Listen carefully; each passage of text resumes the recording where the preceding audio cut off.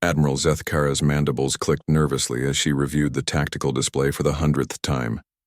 The holographic representation of the Sol system glowed before her, showing the deployment of the greatest military armada in galactic history.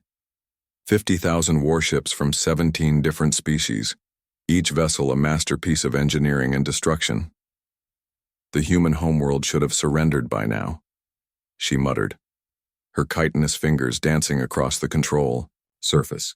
Our psychological warfare protocols have never failed.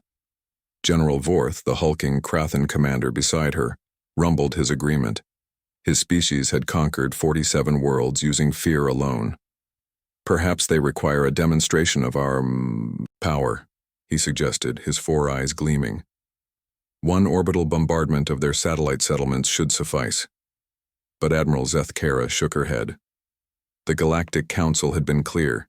Humanity was to be captured intact, their homeworld preserved.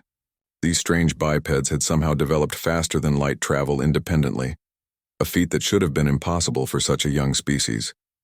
Their technology had to be studied, understood, and ultimately controlled. Sir, communications. Officer Thiss interrupted, her blue-scaled head tilted toward her console. We're receiving a transmission from Earth.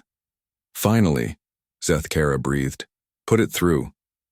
The transmission crackled to life, and a human face appeared on the main screen. The creature was elderly by their standards, with gray hair and lined features, but its eyes held an unsettling intensity. Behind the human, other figures moved about frantically, and the sound of alarms could be heard in the background. This is General Marcus Hayes, speaking for Earth's Unified Defense Command, the human said, his voice steady despite the chaos around him. We have received your ultimatum. Then you understand the futility of resistance, Admiral Zethkara replied, allowing a note of smugness to enter her voice. Surrender now and your species will be granted the mercy of servitude. Refuse and we will— Actually, General Hayes interrupted, and something in his tone made the Admiral's antennae twitch with unease. We wanted to thank you. The bridge fell silent. Zethkara's tactical officers exchanged confused glances. This was not in any of their psychological profiles. Thank us? She managed. Hayes smiled, and the expression somehow made the Admiral's exoskeleton crawl. You see, we've been running simulations for decades about what would happen if humanity faced an existential threat. The problem was we could never agree on our response. Some wanted to negotiate, others wanted to fight conventionally. Still others advocated for guerrilla warfare. He paused, his smile widening. But facing total annihilation? Well, that simplified things considerably. On the tactical display, proximity alarms began sounding. General Vorth leaned forward, his massive frame casting shadows across the control panels. Admiral, I'm detecting massive energy buildups across the human home system. Hayes, Zethkara snarled, what are your people doing? The human general's image flickered as another alarm joined the cacophony. Oh, that? We're doing what humans do best when faced with impossible odds. He leaned closer to the camera, his eyes reflecting an alien madness that sent chills through every officer on the bridge. We're improvising. The first explosion bloomed, like a newborn star near Jupiter, then another, and another. Sir, Thice shouted over the rising panic. The humans are detonating their own gas giant. They've somehow destabilized its core. But that was just the beginning. Across the system, human vessels that had seemed like helpless cargo ships suddenly revealed their true nature.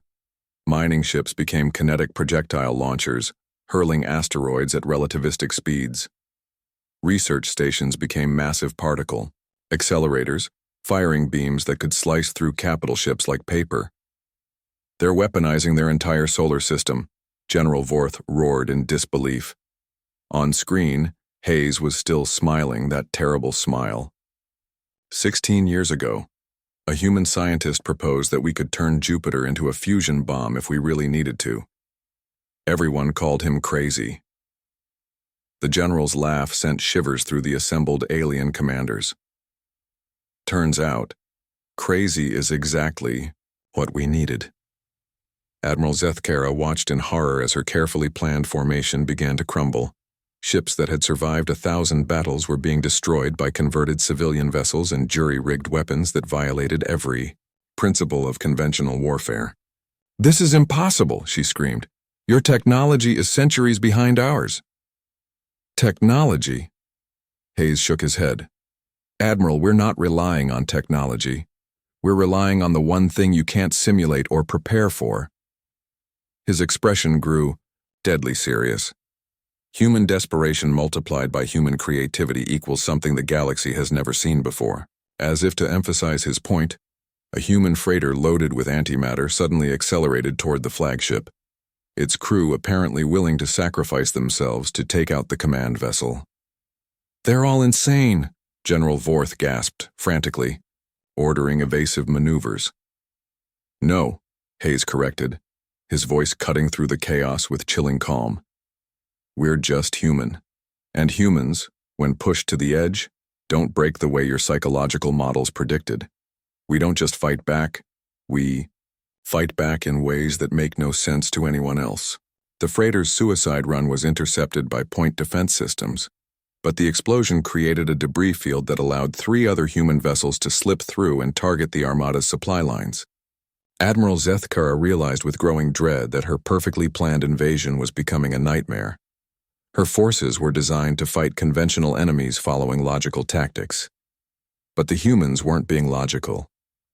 They were being magnificently, terrifyingly mad. "Admiral," her tactical officer whispered, "recommend immediate retreat. We cannot predict their actions using any known strategic framework." As evacuation orders echoed through the fleet, Hayes offered one final observation. "You planned for everything, Admiral. Every threat, every response, every possible scenario." His smile returned, more unsettling than ever. "But you forgot one crucial detail about humans. When survival is on the line, we stop playing by anyone else's rules. We write our own." The last thing Admiral Zethkara saw before her flagship jumped to hyperspace was Jupiter's death throes creating a shockwave that would make the Sol system uninhabitable for 1,000 years. The humans had won by destroying their own home, and somehow that was the most human thing of all.